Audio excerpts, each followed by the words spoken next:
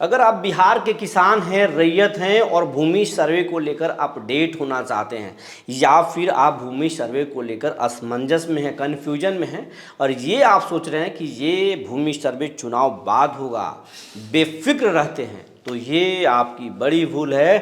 क्या अपडेट है आज हम आपके सामने लेकर आए हैं। जी नमस्कार, मैं हूं विपुल कुमार और आप देख रहे हैं सूर्य बिहार डिजिटल न्यूज़। अब हम बिहार के तमाम रैयतों से, किसानों से और बिहार वासियों से ये अपील करना चाहते हैं कि अगर अभी तक आपने इस चैनल को यूट्यूब पर सब्सक्राइब नहीं किया है तो सब्सक्राइब कर लीजिए, बेल आइकन को दबा लीजिए। अगर आप हमें फेसबुक पर देखते हैं तो पेज को फॉलो करना ना भूलें। हम इसलिए कह रहे हैं कि अगर हमारी खबर अगर आप सब्सक्राइब कर लेंगे तो हमारी खबर सबसे पहले आप तक पहुंचेगी और आप अपडेट हो सकेंगे। अब हम खबर आपको विस्तार से बताने जा रहे हैं। अगर आप रैयत हैं और आप कन्फ्यूजन में हैं और ये सोच रहे हैं कि चुनाव बाद ही सर्वे होगा और इस चैनल पर बार बार जो है ये खबरें आ रही है, इसका कोई मतलब नहीं है, तो आप बिल्कुल गलत सोच रहे हैं। आप भूमि सर्वे के ऑफिस में चले जाइए और फिर पता कर लीजिए। बड़ा फरमान नीतीश कुमार ने जारी कर दिया है और एक ऐसा फरमान जारी किया है जिसके जानने के बाद आपके पैरों तले ज़मीन खिसक जाएगी। और ज़मीन इसलिए खिसकेगा कि अभी तक आप लापरवाह बने हुए हैं, लापरवाही अपना रहे हैं और आप एकदम सीरियस नहीं हैं, गंभीर नहीं हैं कि ये सर्वे नहीं होगा। तो आपको बता दें, सर्वे होने जा रहा है और कभी दूसरे दिन नहीं, ये कल से सोमवार से होने जा रहा है। कल से ये सर्वे शुरू होने जा रहा है। आप पता कर लीजिए, अपने शिविर में पता कर लीजिए, आप अपने जिला के भूमि सर्वेक्षण कार्यालय में आप एसओ से पता कर लीजिए, जो सर्वेक्षण ऑफिसर्स हैं आपके ज़िले में उनसे पता कर लीजिए। एटीएस मशीन ज़मीन मापने वाला आ चुका है और कागजों की जांच शुरू हो गई है। अभी भी आपके पास मौके हैं कागजात जमा करने का, और अगर आप कागजात जमा नहीं करेंगे तो आपके पास कोई ऑप्शन नहीं बचेगा।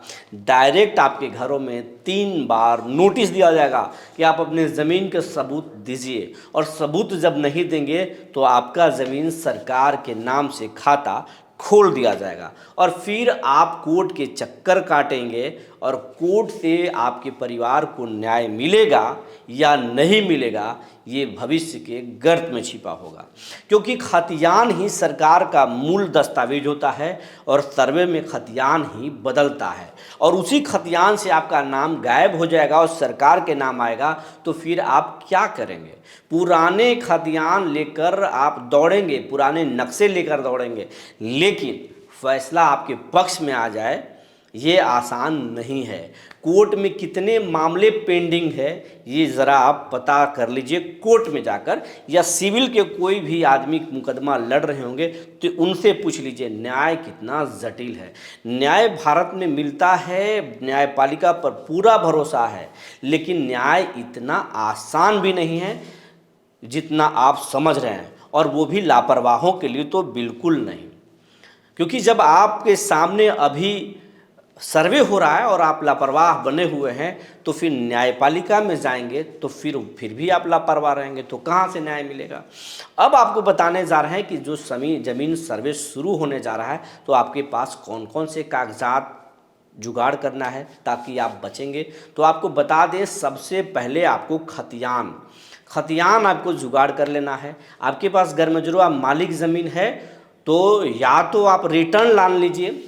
रिटर्न कह रहे हैं कि सरकारी दस्तावेज है और सरकार के किसी भी बाबू नहीं दे रहे हैं, कोई बात नहीं है। रिटर्न नहीं है तो छोड़ दीजिए, आप मालिक का हुक्मनामा इंतज़ाम कर लीजिए। जो आपके मालिक ने आपको लिख करके दिया है वो कागजात आपको देना पड़ेगा। अगर नहीं देंगे तब आपका ज़मीन नहीं बचेगा, सरकार के खाते में चला जाएगा। या तो रिटर्न और नहीं तो हुक्मनामा, ये आपको देना पड़ेगा।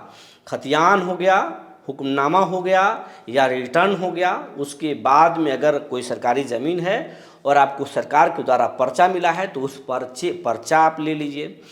दूसरी बात कि वंशावली आपको बना लेना है, और वंशावली जहाँ से रैयत शुरू हो रहे हैं वहाँ से, ये नहीं कि ज़मीन कहीं से आप गलत जगह से उठा लिए हैं, किसी दूसरे का ज़मीन आप जोत रहे हैं और वो आपकी रैयत में नहीं है, आपके वंश वृक्ष में वहाँ से आप नहीं है, अपने बाबूजी से शुरू कर रहे हैं, अपने बाबा से शुरू कर रहे हैं, मेन रैयत से शुरू नहीं कर रहे हैं, तो ये फर्जीवाड़ा पकड़ा जाएगा। तो आप सही तरीके से वंशावली बनाइए।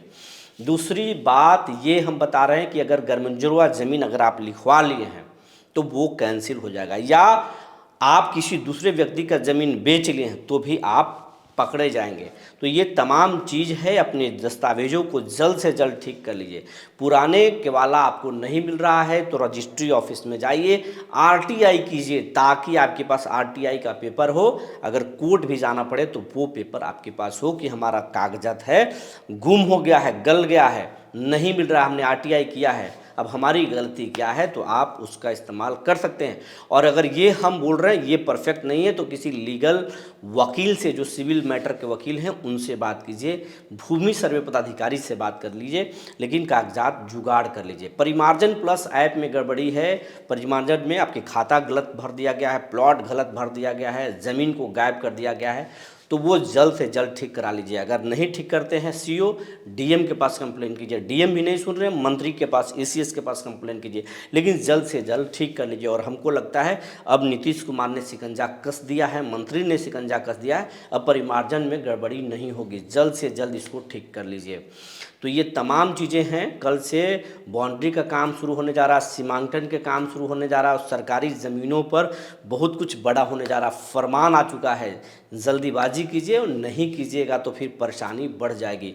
रजिस्टर 1 और रजिस्टर 2 ये दोनों के हिसाब से ही ये सर्वे होगा, और सर्वे में कोई गड़बड़ी नहीं होगा। सर्वे आपके लिए, सर्वे को आप गलत मत मानिए, एक अवसर है अपने ज़मीन को अपने पास लाने का, दूसरे का ज़मीन आपको छोड़ने का।